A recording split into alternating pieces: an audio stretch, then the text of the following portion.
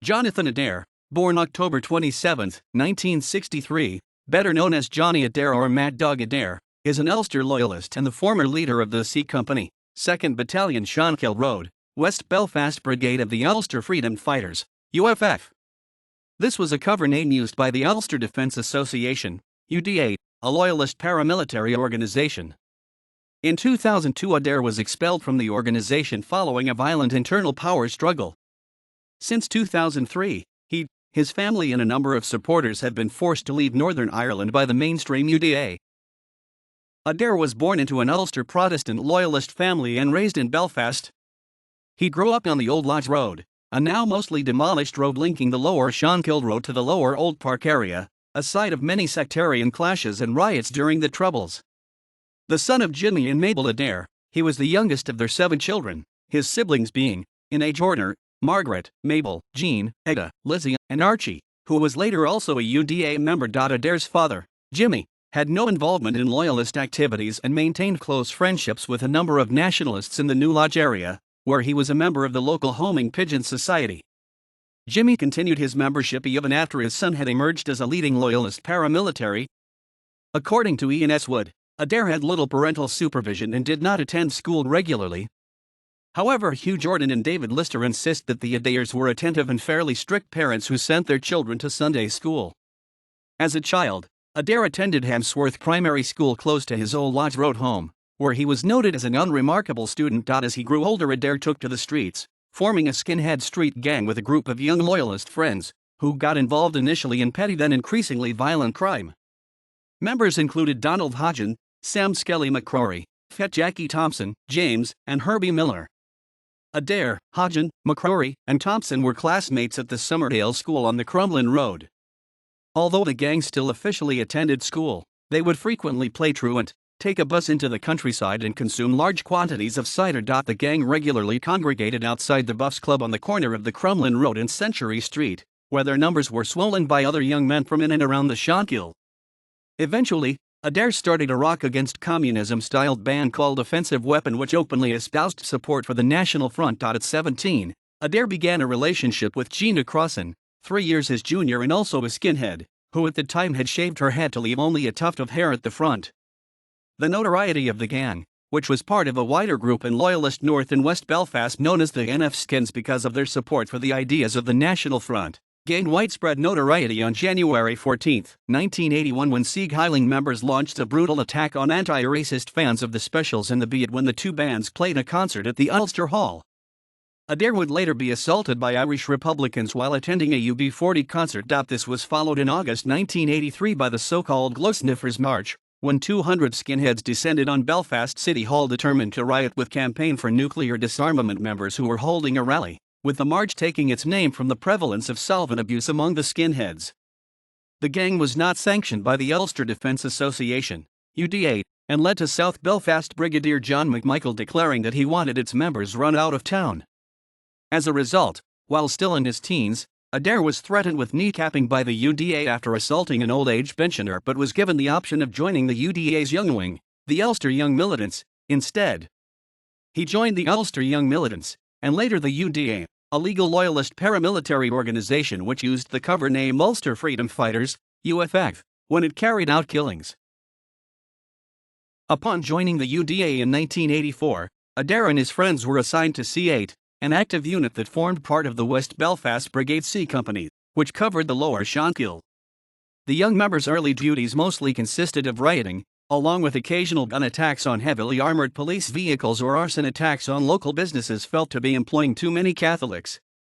The unit was eager to become even more active and from an early stage plotted to kill a nationalist solicitor, Peg Finnecane, although the plan was initially vetoed by the brigade leadership. By the early 1990s, a new leadership had emerged on the Shankill Road following the killing of powerful South Belfast Brigadier and UDA Deputy Commander John McMichael in 1987 by a booby trap car bomb planted by the Provisional IRA. Less than 3 months later, Supreme Commander Andy Terry resigned after an attempt was made on his life. He was not replaced, instead the organization was run by its inner council, with the West Belfast UDA Brigadier and spokesman Tommy Little in prison and gradually eased out of the leadership. Adair, as the most ambitious of the Young Turks, established himself as head of the UDA's C Company, 2nd Battalion based on the Shankill. Adair formed a so-called dream team of active gunmen, with many of his friends from his former skinhead gang including Sam Skelly McCrory, Emma Courtney, Fet Jackie Thompson, and Donald Hodgen recruited into the unit. Adair succeeded Jim Spence as brigadier in 1993 after Spence was imprisoned for extortion. When Adair became the first person in Northern Ireland charged with directing terrorism in 1995, he admitted that he had been a UDA leader for 3 years up to 1994. During this time, Adair and his colleagues were involved in multiple random murders of Catholic civilians, mostly carried out by a special killing unit led by Stevie Top Gun McKeague. At Adair's trial in 1995, the prosecuting lawyer said he was dedicated to his cause against those whom he regarded as militant Republicans, among whom he had loved almost the entire Roman Catholic population. Royal Ulster Constabulary, RUC, detectives believe his unit killed up to 40 people in this period. Adair once remarked to a Catholic journalist from the Republic of Ireland that normally Catholics travelled in the boot of his car. According to a press report in 2003, Adair was handed details of Republican suspects by the Intelligence Corps, and was even invited for dinner with them in the early 1990s. In his autobiography, he alleged he was frequently passed information by sympathetic British Army members, and that his own whereabouts were passed to Republican paramilitaries by the RUC Special Branch, whom, he claimed, hated him. As Brigadier of the West Belfast UDA, Adair was entitled to one of the 6 seats on the organization's inner council, and in this role, because he wanted to continue on the path of violence, clashed frequently with South East Antrim Brigadier Joe English, who advocated seeking a peace settlement. The BBC described Adair as the most controversial, high-profile and ubiquitous of all the paramilitaries operating in Northern Ireland during this period. The IRA's Shankill Road bombing of a fish shop in October 1993 was an attempt to assassinate Adair and the rest of the UDA's Belfast leadership in reprisal for attacks on Catholics. The office above the shop was the UDA Shankill headquarters, and a meeting was due to take place shortly after the bomb exploded. The bomb detonated prematurely, killing one of the 2 IRA men, Thomas Begley, and 9 Protestants, a UDA volunteer and 8 civilians. The UDA retaliated by carrying out the Greysteel massacre in County Londonderry, an attack on the Rising Sun bar in which 8 civilians, 2 of whom were Protestants, were shot dead. While Adair was targeted for assassination a number of times, he frequently exaggerated the number of attempts. During this time, undercover officers from the RUC had recorded months of discussions with Adair in which he boasted of his activities, producing enough evidence to charge him with directing terrorism. He was convicted on September 6, 1995 and sentenced to 16 years in the Maze prison. As is standard practice in the UDA, Adair vacated his position as brigadier upon entering prison, with his friend Winky Dodd succeeding him. Adair was held with other loyalist prisoners in their block of the prison. In prison, according to some reports, Adair sold drugs such as cannabis, ecstasy tablets, and amphetamines to other loyalist prisoners, earning him an income of £5,000 a week. In January 1998, Adair was one of 5 loyalist prisoners visited in the prison by British Secretary of State for Northern Ireland Mo Molam. She persuaded them to drop their objection to their political representatives continuing the talks that led to the Good Friday Agreement in April that year. Following the killing of Loyalist Volunteer Force, LVF, leader Billy Wright inside the Maze prison by the INLA the previous December, the UDA prisoners had voted 2-1 to withdraw from the peace process. Adair's cooperation was essential as he was regarded as the key figure in securing the support of the other loyalist prisoners. At the end of April 1999, while he was on home leave from prison, Adair was shot at and grazed by a bullet in the head at a UB40 concert in Belfast which he had attended with his wife. He blamed the shooting on Republicans, although a drug dealer was responsible.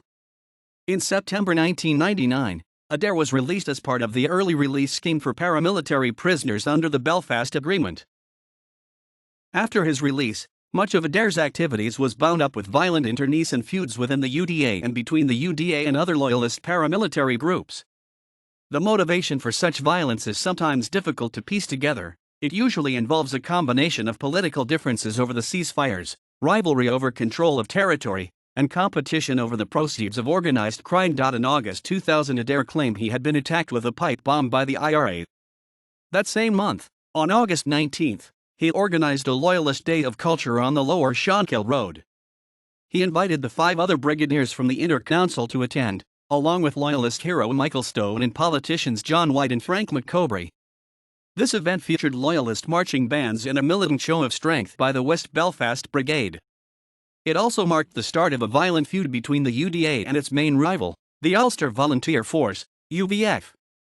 Clashes first broke outside the Diamond Jubilee on the Lower Shankill, then spread to the Reichsbar, a popular UVF drinking den where shots were fired and UVF members beaten up.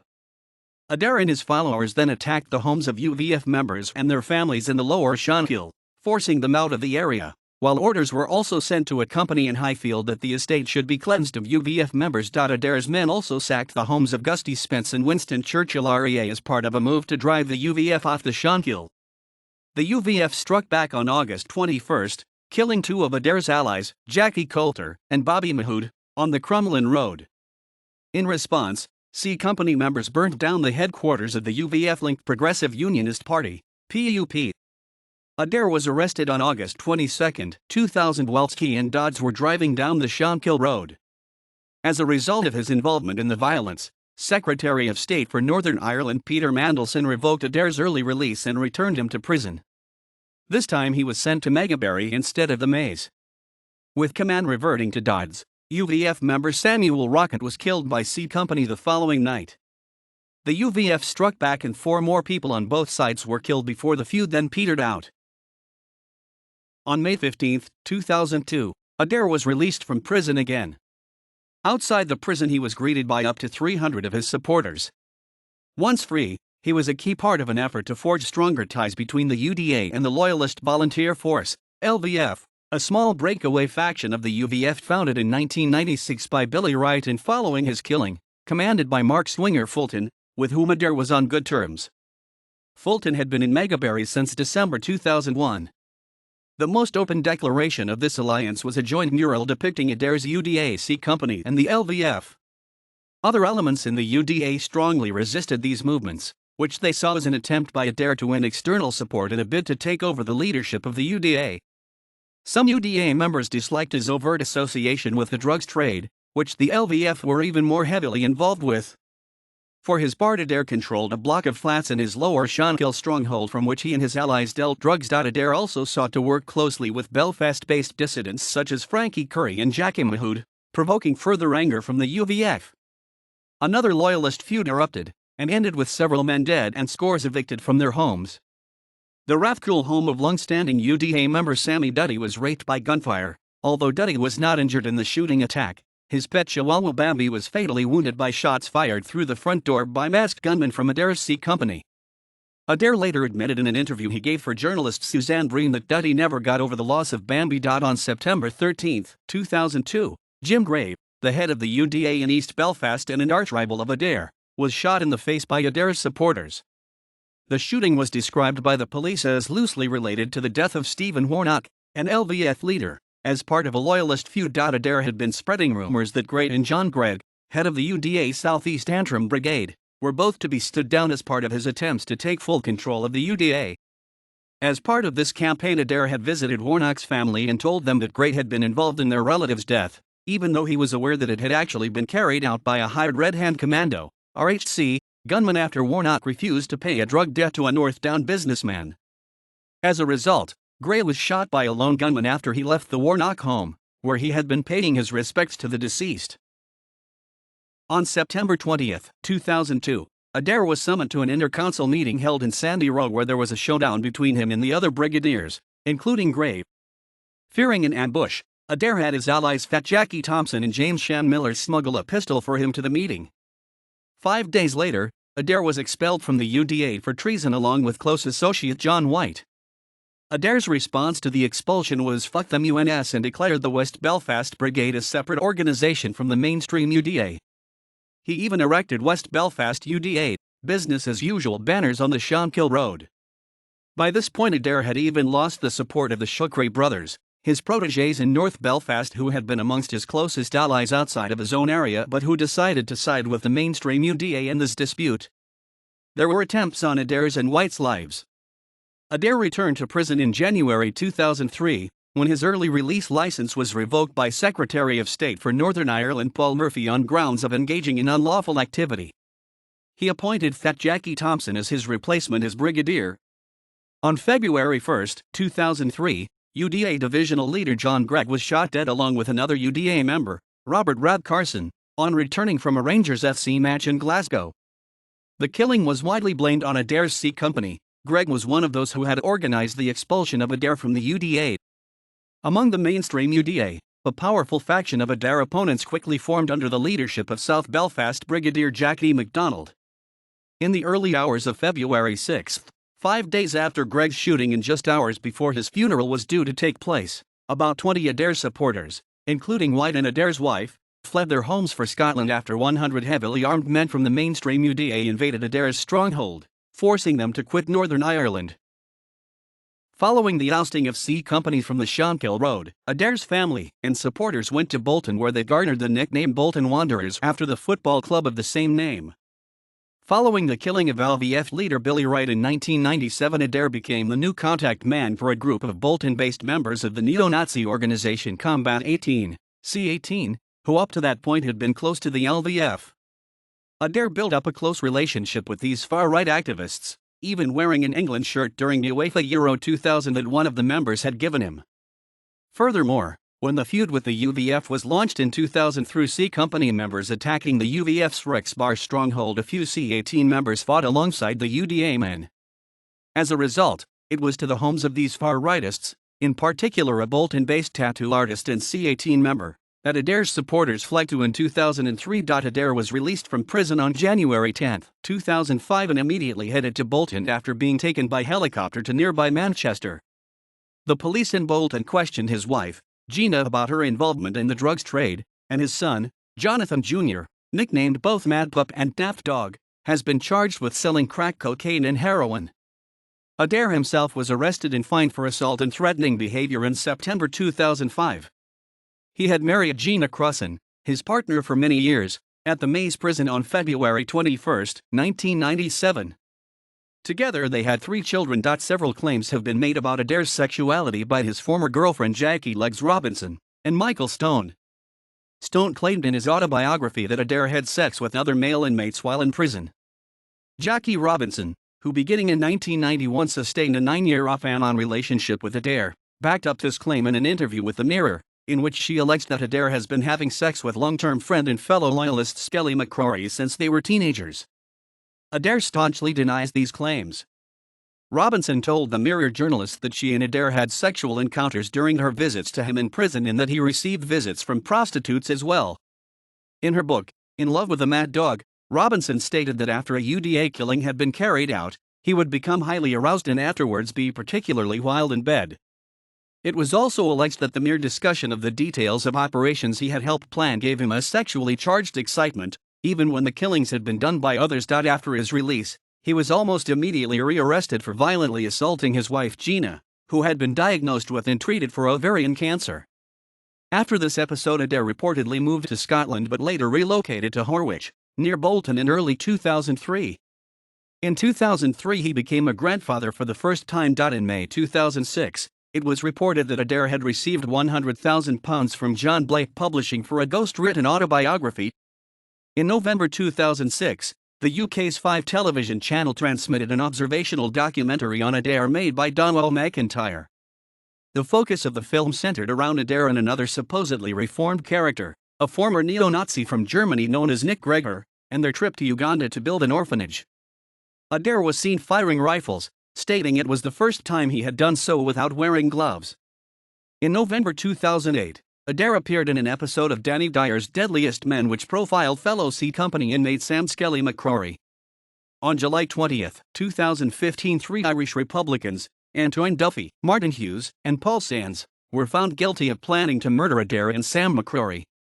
Charges against one of the accused in the trial were dropped on 1 July. On September 10, 2016, Johnny and Gina Adair's son, Jonathan Jr., was found dead in Troon, aged 32. Adair Jr. died from an accidental overdose while celebrating the day after his release from prison for motoring offences. Adair Jr. had been in and out of prison since the family fled Northern Ireland. He served a 5-year sentence for dealing heroin and crack cocaine. The year before, Jonathan had been cleared of a gun raid at a party and in 2012 was the target of a failed bomb plot. He was also facing trial later that year on drugs charges. Lister, David, and Jordan, Hugh. 2005, Mad Dog, The Rise and Fall of Johnny Adair and C Company. Mainstream Publishing, ISBN 978-1-84018-ed90-5. MacDonald, Henry Ann Cusack, Jim, 2004. UD8, Inside the Heart of Loyalist Terror. Dublin, Penguin, Ireland.